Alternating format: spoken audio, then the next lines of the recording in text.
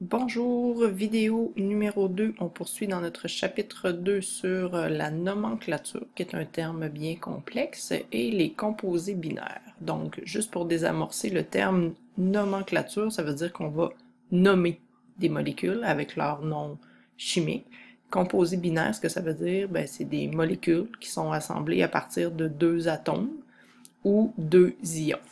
Donc, pour nommer nos molécules, quelles sont les règles? Donc, pour nommer un composé binaire, ça veut dire que c'est deux atomes associés ensemble. Ça peut être deux atomes identiques ou ça peut être deux atomes différents. Ça peut être un atome avec un ion. Ça peut être deux ions différents aussi. Donc, par exemple, du NaCl, c'est fait de Na et de Cl, donc deux atomes. Du CaCl2, c'est fait de calcium, du Ca, et de deux atomes de chlore. Donc, dans la molécule, il y a deux atomes de chlore pour un atome de calcium. Du du NH4OH, pardon, c'est formé de l'ion NH4, l'ion ammonium, et de l'ion OH, mais c'est quand même une molécule.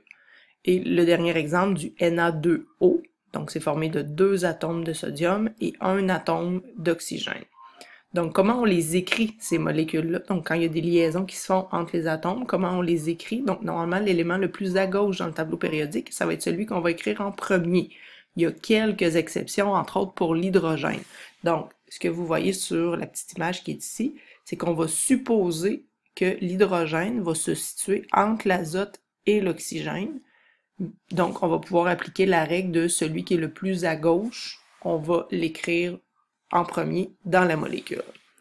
Comment on nomme nos molécules? Donc, par exemple, la molécule de NaCl que vous voyez là dans l'exemple tout en bas, on nomme l'élément à droite en premier. Donc, celui qui termine la molécule, c'est lui qu'on nomme en premier, et on lui ajoute le suffixe ure. Suffixe, ça veut dire à la fin. Donc, par exemple, pour du Cl, ça devient du chlorure. Et le premier élément, l'élément qui est à gauche, lui, on le nomme et on ne modifie rien. Donc, vous voyez mon code de couleur, on nomme le jaune en premier, chlorure de sodium, parce que le Na, c'est du sodium.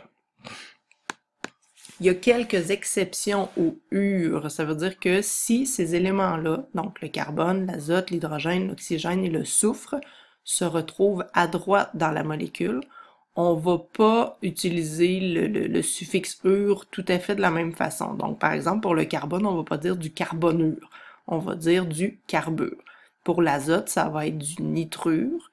Pour l'hydrogène, ça va être de l'hydrure. Pour l'oxygène, ce sera de l'oxyde, donc vous voyez, ça ne se termine même pas par ure. Et pour le soufre, ce sera du sulfure. Donc ça, c'est quelques exceptions. Qu'est-ce qu'on fait s'il y a des chiffres dans la molécule? Parce que ça arrive qu'il y a des indices, qu'il y a plus qu'un atome dans une molécule. Donc, on doit nommer la quantité d'atomes de chaque élément en lui ajoutant un préfixe, ça veut dire avant, qui indique la quantité. Donc, la molécule qui est là, du CaCl2.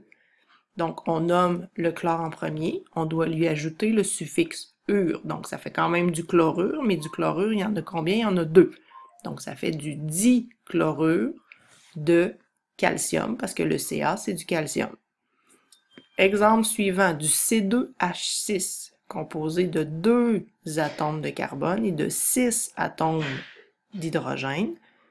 Le préfixe qui vient avec 6, c'est le hexa, comme hexagone, donc de l'hexahydrure de dicarbone. Donc, parfois, les molécules, on a l'impression que ça se dit drôlement, mais c'est quand même comme ça que ça fonctionne. Quels sont les préfixes qu'on doit utiliser? Donc, le mono, qui fait référence au chiffre 1, en fait, lui, on ne l'utilise pas normalement, à part souvent pour le monoxyde de carbone, mais c'est rare qu'on va utiliser le préfixe mono. Donc, quand il y a 1, on fait juste pas le dire, c'est comme en mathématiques. Ensuite, pour le 2, le 3, di et tri, ça je pense que c'est normalement, on les a bien associés. Tétra pour 4, penta pour 5, hexa pour 6, hepta pour 7, 8 octa, 9 nona et 10 déca. Donc, maintenant, vous êtes prête à aller faire les exercices. Il y a des exemples que vous pouvez faire dans le bas de votre feuille de notes aussi pour vous pratiquer. Et voilà, merci.